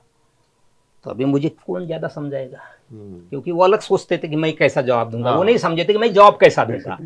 तो फिर प्रोग्राम चालू हुआ, तो मैंने प्रास्ताविका में बताया कि ये आदमी ने मेरे गैर मौजूदगी में नालायक और हरामखोर इन शब्दों से मेरा सत्कार किया, जो मैं जिसके लायक नहीं हूं। लेकिन आज मैं तुम सभी के सामने, सूट बूट पहने लोगों के सामने बता रहा हूं कि मैं बुद्ध को मानने वाला हूं, बुद्ध का अनुयायी हूं, बाबा का भी अनुयायी मानता हूं। तो बुद्ध की बात जो अब सभी को पता है कि बुद्ध जब भिक्षाटन को गए थे बामन के यहाँ, उसने गाली दिया, बुद्ध खामोश रहे, फिर भी कुछ नहीं बोले। तूने पूछा तू खामोश क्यों, तो उसने क्या बोला था, भाई ने तूने जो दिया वो मैंने लिया ही नहीं, तो तूने क्या किया करेगा, तो रख देंगे अपने घर। बस उसी टाइम में तुमने जो गाली दिया, जो भी किया वो तुम्हारा। उसी मापिक उन्होंने जो मेरा सत्कार किया, मैं तुम्हें साक्षी रखकर ये उनको लौटा रहा हूं। वो शायद मत बोलना कि मैंने दिया तो आपने रखा करके, तो मैं लौटा रहा हूं। लेकिन मैं उनके साथ पहले जैसा बर्ताव करता था वैसा ही करूंगा, मर्जी उनकी होगी उन्होंने मेरे साथ कैसा बर्ताव रखना। ये बात किया, प्रोग्राम हो गया। 8 दिन के बाद मैं उनके घर गया, घर में नहीं बताया, मैं गया। मैं ये सोच के गया, 2 ही पॉसिबिलिटी थी, वो मुझे देखते गेट आउट बोलेगा मंजूरी है, या बैठ बोलेगा तो मंजूरी है। तो गया मैं, वो घर में ही था, देखा मेरे तरफ, बोले बैठो। बैठा, नमस्कार बोला, क्या काम है? मतलब काम यह है कि बोला हम लोग बुद्धिस्ट है, लेकिन हमें मैरिज एक्ट नहीं हमारा, तो हिंदू एक्ट के तहत ये सब चलता हमारा। बोला तो हमें बुद्ध विवाह होना चाहिए, इसके लिए आपका सर्टिफिकेट चाहिए, समर्थन का समर्थन लेटर चाहिए। बोला तो वो अध्यक्ष था ना जिला परिषद, तो ठीक है बोले, चर्चा होगी फिर हमारी। और उसने मेरे को तुरंत लेटर दे दिया साइन करके, वो लेके आया, मेरे मिसेस को बताया। वो जब उसने लेटर देखा और पढ़ा तो उसने इतना ही कहा, बस बोले ये काम आप ही कर सकते हैं। अच्छा, क्योंकि ऐसा कोई नहीं करेगा, जिसको नालायक हराम करो बोलेगा उसके आसपास में जाएगा, वो 8 दिन में ही। लेकिन मैं गया, क्योंकि मैं चाहता तो क्या करेगा, तो गेट आउट बोलेगा तो मंजूर है, बैठ बोलोगे तो भी मंजूर है।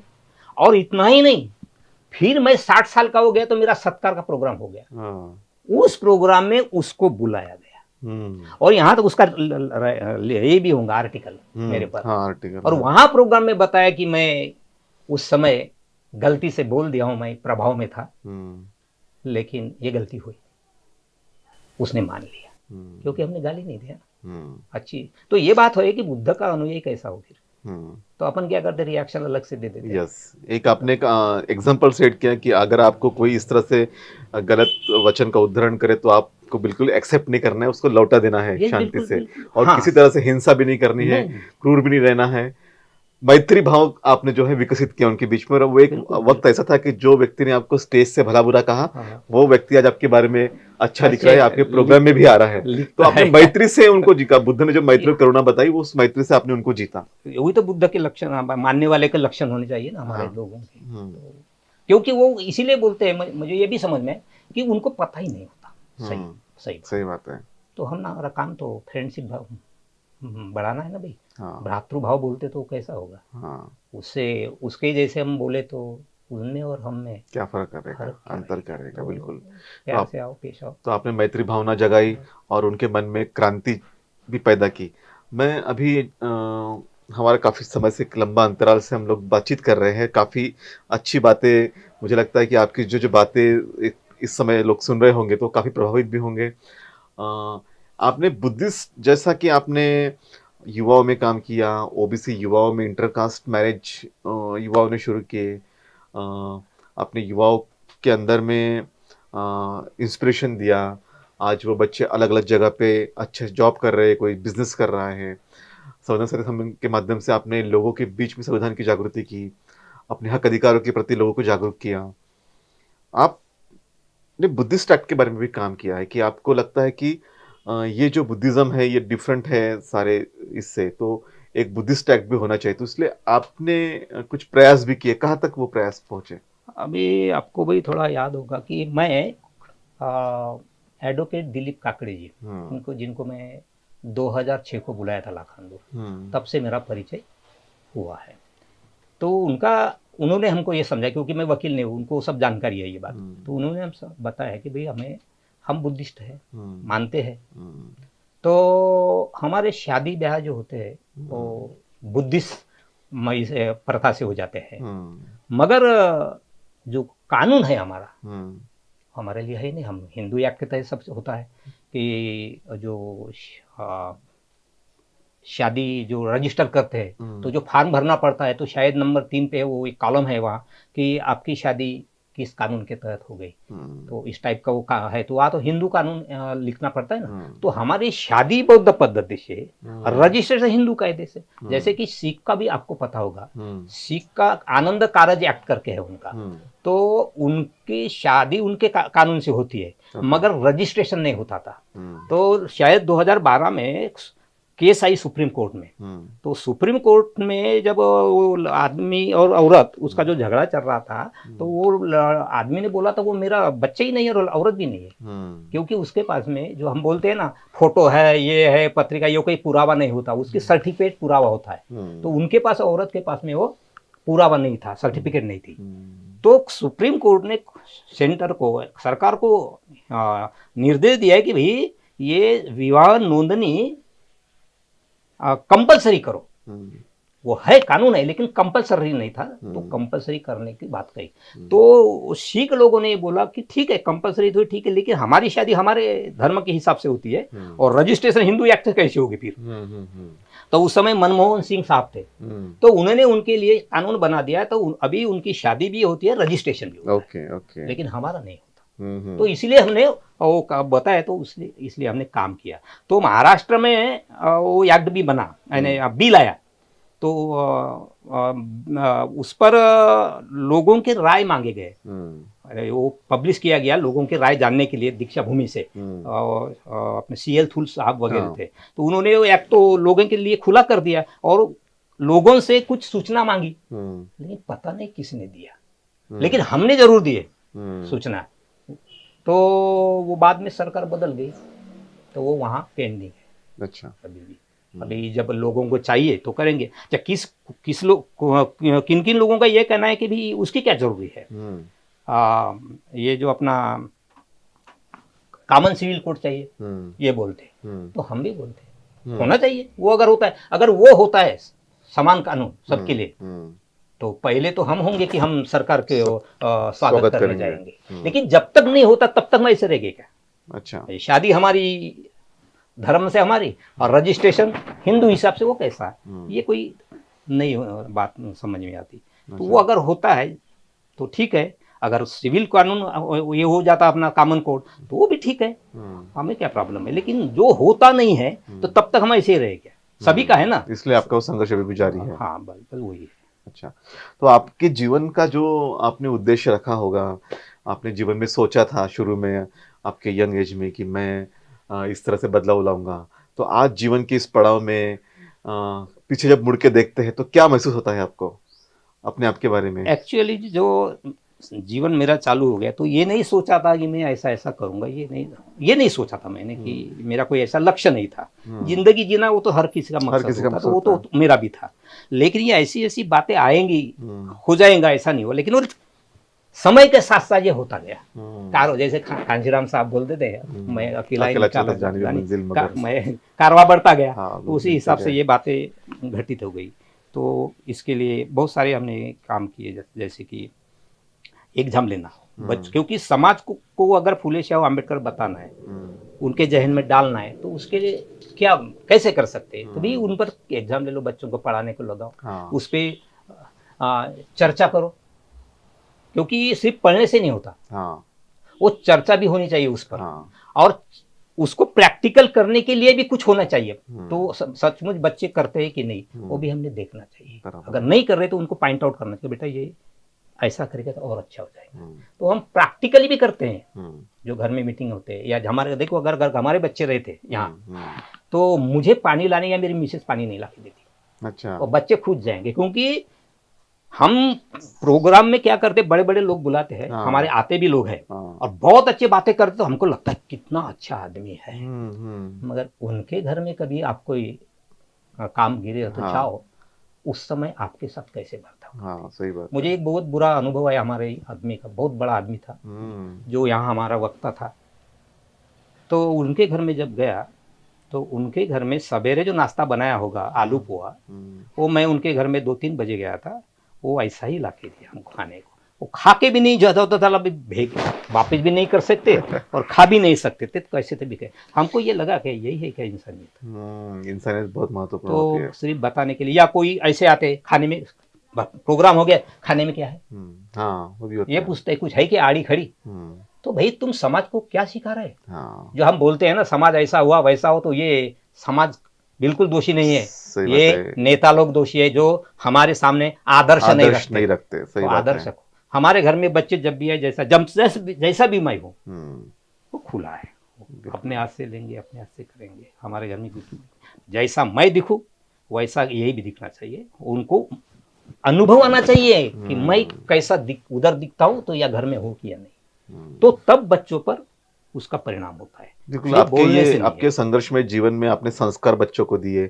आपके वाइफ का भी आपके इसमें बड़ा योगदान रहा है, क्योंकि आप कई समय तक बाहर रहते थे। मैंने सुना है कि आप नागपुर में जब एसटी स्टैंड पे थे तो साइकिल किराए से लेके घूमते थे। वो आप ऑटो करते नहीं थे। तो बच्चे तो ये जो पैसे बचा के प्रोग्राम में लगाना, ये एक जो एक काट कसर की जो आदत थी, तो उसमें भाभी जी ने भी काफी सहयोग दिया है आपको। जी जी, उनका बहुत बड़ा योगदान है। मैं मानूंगा कि देखो उस घर से आई, जो मेरे ससुर जी है वो एचएम थे। इनका एक बड़ा भाई अब बीडी होकर अभी रिटायर हुआ है, दूसरा भाई की एक पैथोलॉजी है। ये 4 बहनें हैं, कोई लास्ट वाली है। 3 बहनें अच्छे घर में हैं, तो सभी मेरे से अमीर है।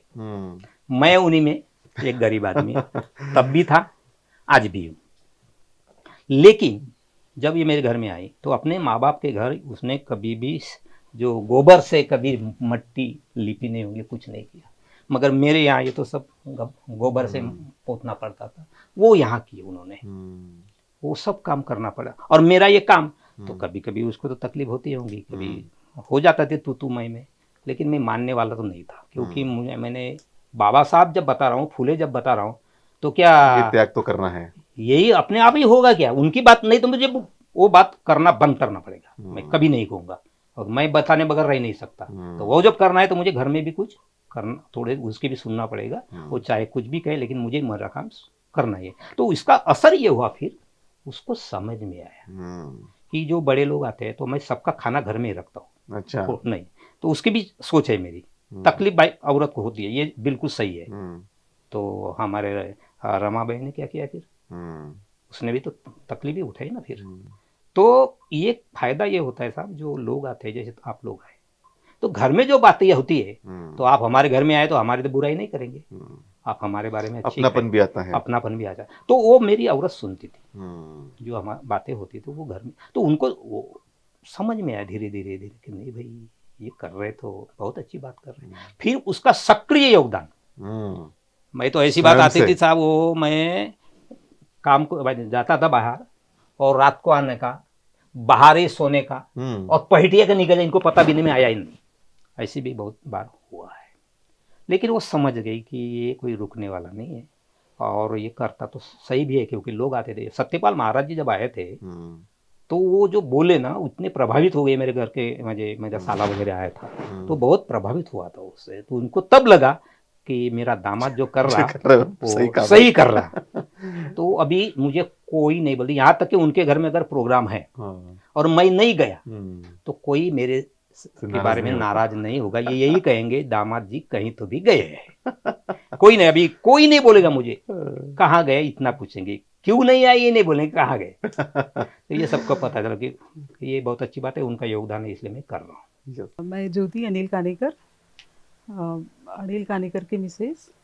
सर, मैं जब से शादी होके आई तो मुझे बहुत अजीब लगता था, क्योंकि मैं जिस फैमिली से आई वहाँ पे इतनी सोशल वर्क नहीं था। पर जब यहाँ पे आई तो सर के साथ रह के बहुत कुछ सीख भी गई हूँ। और सर तो इतने एक्टिव है, मतलब शुरू से ही बहुत एक्टिव रहे हैं सोशल वर्क के बारे में। खुद का कभी ध्यान नहीं रखा, हर समय उनको समाज के प्रति, अपने लोगों के प्रति या महापुरुषों के बारे में ज़्यादातर प्रोग्राम लेते रहे, सोशल और धार्मिक, साथ ही साथ हेल्थ के बारे में भी। जो सिकल सेल के बारे में बहुत जागृति सर ने की।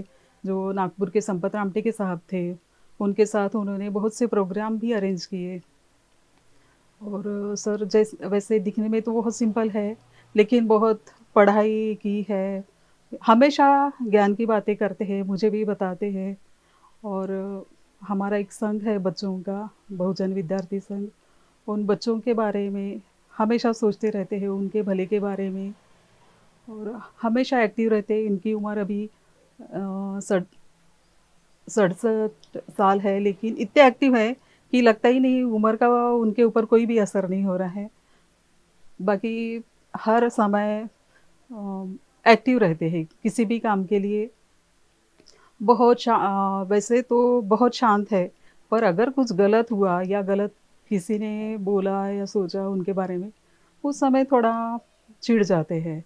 वैसे बहुत हंसी मजाक वाले, मतलब उनको देख के ऐसे अंदाज़ा नहीं होगा कि ये इतने हंसी मजाक वाले हैं, पर स्वभाव से बहुत ही शांत मितभाषी। और पढ़ाई में ज़्यादा एक्टिव है, हर समय खुद भी पढ़ाई करेंगे, मुझे भी टोकेंगे कि टीवी देखने की बजाय अगर पढ़ाई करें या कुछ पढ़ो तो ज़्यादा बेहतर होगा। उनके अ, उनके लंबे आयु के लिए मैं प्रार्थना करती हूँ, हमेशा स्वस्थ रहे और ऐसे ही कार्यरत रहे, हमेशा ऐसे मनोकामना व्यक्त करती हूँ।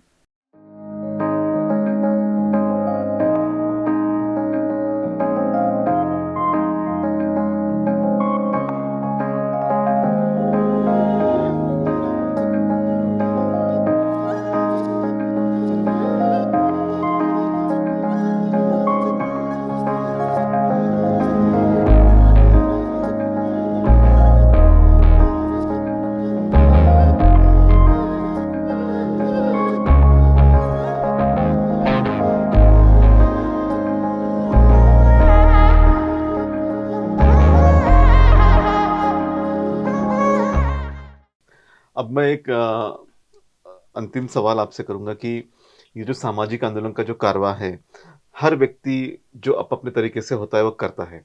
आपने कुछ ज़्यादा काम किया है, किसी ने कुछ कम किया है। तो आपका संदेश जनमानस के लिए क्या है कि जो भारत में वर्तमान समय में काफ़ी द्वंद्व चल रहा है, कोई हिंदू राष्ट्र की बात कर रहा है, कोई कई और बातें कर रहा है और तरह-तरह की अंधश्रद्धाएँ भी काफ़ी फैल रही है। अलग-अलग महाराज भी आके अलग-अलग तरह की बातें कर रहे हैं। तो इनमें वैज्ञानिकता बढ़े, इनमें फुले शाह अम्बेडकर आंदोलन का विचार बढ़े और समानता, मैत्री, करुणा की बात हो, इसके लिए आप संदेश क्या देंगे?